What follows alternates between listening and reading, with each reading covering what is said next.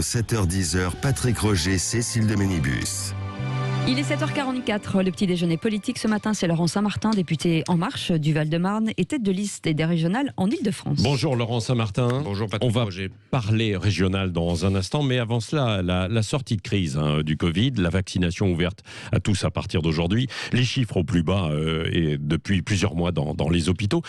Finalement, Emmanuel Macron a eu raison de ne pas céder aux médecins trop alarmistes. Il a eu raison de poursuivre la stratégie qui est la sienne et qui a permis à la fois de protéger la population depuis plus d'un an, aussi de protéger, faut-il le rappeler, notre économie, nos emplois, l'ensemble des salariés français et de mener une stratégie vaccinale qui a beaucoup été critiquée au début, notamment par des oppositions. Il y a eu des couacs, qui faisaient souvent de la posture politicienne plutôt que de la co-construction. Et nous voyons bien qu'aujourd'hui, les 20 millions de primo-vaccinations à mi-mai ont été largement atteints, même avec un peu d'avance. Et tout est indiqué pour que les 30 millions de primo-vaccinations à mi-juin soient également atteints. Donc la stratégie a été la bonne pour répondre à votre question, notamment, effectivement, contre parfois certains avis scientifiques au début de l'année. Oui, qui disaient qu'il fallait tout verrouiller, à un moment donné, au mois d'avril. Eh bien, on se rend compte que la décision politique, c'est un ensemble de considérations à prendre. Je rappelle, c'est très important, que nos élèves, nos enfants ont, par rapport à d'autres pays, beaucoup plus permis de retrouver le chemin de l'école pendant cette dernière année. Et ça aussi, c'est extrêmement important dans la lutte contre les inégalités. Nous avons beaucoup moins fermé les écoles. Ça, c'est une décision politique du président de la République, du ministre de l'Éducation, Jean-Michel Blanquer, qu'il faut savoir saluer. Oui, vous étiez d'ailleurs au passage, on l'évoquait tout à l'heure, au concert test d'Indochine samedi soir.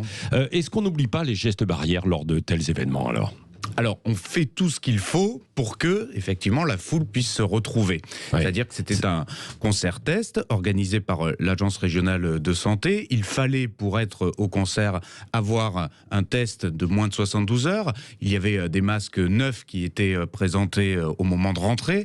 Et puis, évidemment, il faudra refaire un test à J+7 après le concert. C'est aussi une expérimentation scientifique pour voir si, dans les prochaines semaines, dans les prochains mois, ce format-là correspond bien. Mais ce que je voudrais vous dire, Patrick Roger, c'est qu'au concert d'Indochine, tout le monde avait la banane. Tout le monde était juste heureux. Donc ça veut dire qu'ils avaient enlevé, les masques alors. Vous savez, la banane, ça se voit avec les yeux. Maintenant, on est habitué depuis plusieurs mois. Non, mais vous avez gardé le masque, vous, par exemple, Bien sûr, ou pas tout le monde a gardé le masque. C'était extrêmement important.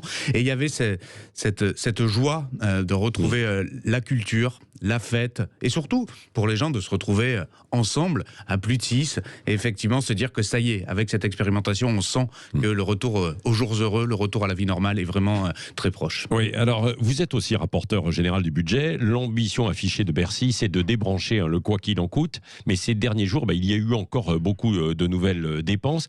Est-ce qu'on n'a pas atteint des seuils limites d'endettement aujourd'hui ?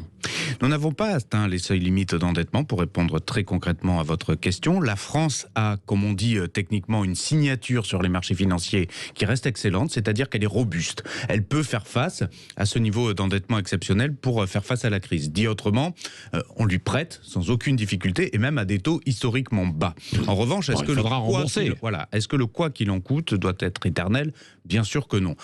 Au fur et à mesure que l'ensemble des activités dans notre pays reprendront leur vie normale, il faudra aussi que l'État se désengage de ces aides exceptionnelles. Je crois que tout le monde comprendra que c'est du bon sens et cette dette se remboursera sur le très long terme, pas seulement en quelques années, avec un retour durable de croissance et je l'espère aussi pour ma part peut-être des économies davantage dans les comptes publics, c'est-à-dire peut-être plus d'équilibre entre les recettes fiscales de notre pays, mais aussi parfois de la dépense qui peut être trop importante. Je pense notamment à la dépense de fonctionnement. Oui, quand je regarde votre programme, vous puisque vous êtes candidat au régional en Ile-de-France, vous proposez quand même beaucoup de dépenses, Oui, et je propose aussi, et je l'explique. Alors qu'il faut faire vous dites des économies. Oui, mais parce que la région a un potentiel de recettes beaucoup plus important.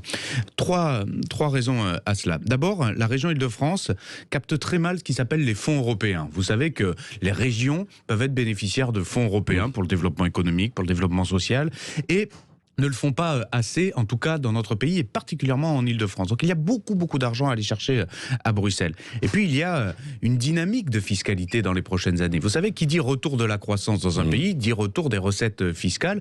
Et vous le savez probablement, les recettes d'une région, c'est d'abord et surtout de la fiscalité nationale qui lui est transférée. Donc la région, demain, va avoir plus de 3 milliards d'euros dans le prochain mandat de recettes en plus. Donc effectivement, il peut y avoir de la dépense complémentaire. Ce qui compte, c'est pas qu'il y ait de la dépense en plus ou en moins, c'est qu'il y ait de la bonne dépense. Et moi, ce que je propose, c'est que c'est de la dépense à destination des jeunes, notamment des jeunes précaires, notamment des jeunes qui veulent créer leur avenir et qui veulent créer de l'emploi. Vous voulez créer un revenu d'urgence pour les jeunes en difficulté de 500 euros par mois, c'est ça ? Pour quelques mois, pour m'adresser à ces jeunes précaires qui, au lendemain de la crise, ne doivent surtout pas sombrer dans la grande précarité et dans l'abandon d'un parcours personnel.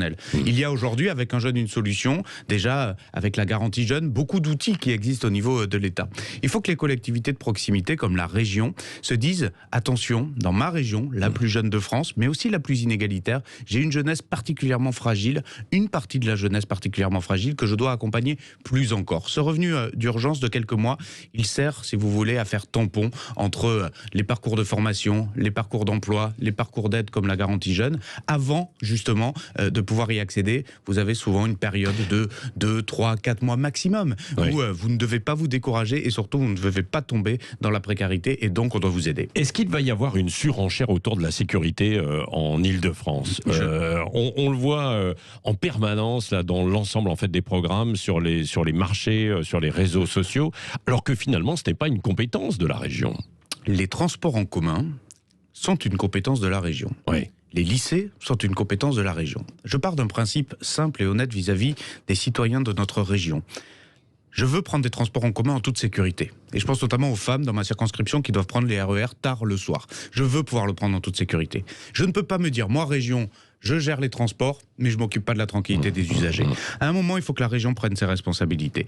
Et l'enjeu de la sécurité, parce qu'il est réel, et parce que l'insécurité est grandissante dans notre région, alors doit être aussi pris en charge par la région. On ne peut pas seulement considérer et dire c'est la faute de l'État, c'est les policiers et les gendarmes, d'ailleurs que nous avons renforcés de plus de 10 000, pendant que les gouvernements de droite les avaient supprimés de plus de 12 000 à l'époque, il faut le répéter. Eh bien nous considérons aussi que la région, l'autorité, c'est-à-dire Île-de-France Mobilité, doit s'assurer également de la sécurité de ses usagers. Ouais. Ça veut dire quoi très concrètement, Patrick Roger? Ça veut dire que Île-de-France Mobilité doit se doter en propre d'un service interne de sécurité, ce qui n'existe pas aujourd'hui, et coordonner... Oui. Et coordonner l'ensemble. C'est-à-dire qu'il y a des choses, mais pas aussi abouties, c'est ce que vous dites. Et pas assez coordonné. Oui. L'efficacité publique. L'efficacité publique, ça c'est important pour l'avenir. Mais les femmes sont en danger en Île-de-France. Je vois que ce matin, Marlène Schiappa, qui est avec vous dans ces régionales et départementales, veut publier une lettre. Et elle publie une lettre adressée aux Parisiennes, aux femmes. Marlène Schiappa savoir-faire politique et une expertise en la matière, notamment par ses fonctions précédentes, qui sont très complémentaires d'ailleurs de ses fonctions de ministre délégué auprès du ministre de l'Intérieur aujourd'hui. Oui, bien sûr qu'il y a une vulnérabilité d'un certain nombre de femmes, notamment celles qui travaillent à des horaires décalés, celles qui doivent rentrer tard le soir. Vous savez, la sécurité, j'entends souvent... on me dit c'est un marqueur de droite, est-ce que vous ne positionnez pas à droite? Mais enfin, protéger ces femmes qui veulent rentrer tout simplement tranquillement le soir, c'est juste une mesure de justice sociale. C'est la mesure de justice sociale par excellence. N'oubliez jamais que la sécurité est la première des libertés.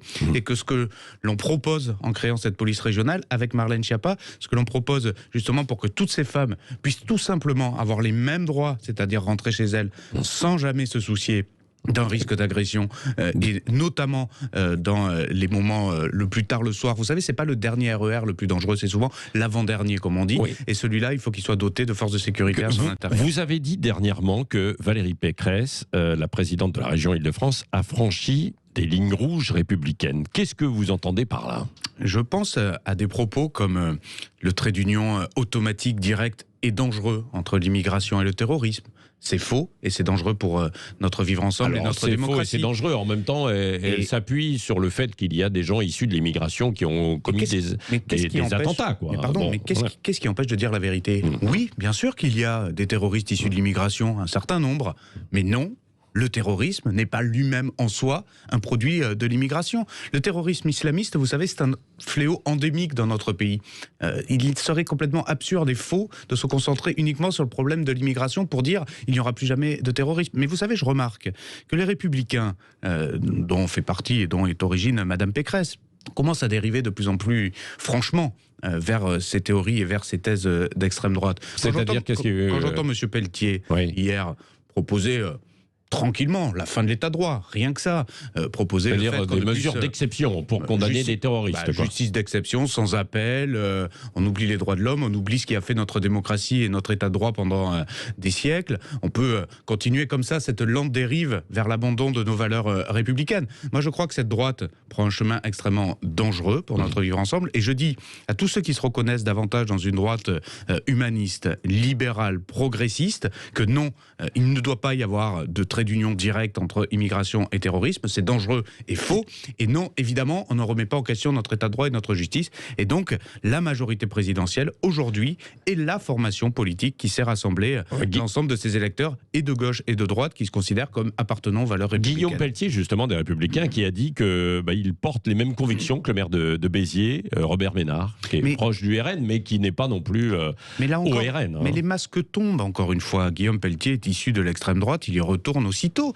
Moi, j'aimerais que nous ayons très clairement une clarification des Républicains. À un moment, on ne peut pas être et républicain et flirter avec les thèses de l'extrême droite, c'est pas possible. Vous savez, hier soir, il y a eu une législative partielle, notamment dans le Pas-de-Calais. Brigitte Bourguignon est arrivée largement en tête, et je tiens à la féliciter à votre micro, ministre des Solidarités, ministre délégué aux Solidarités.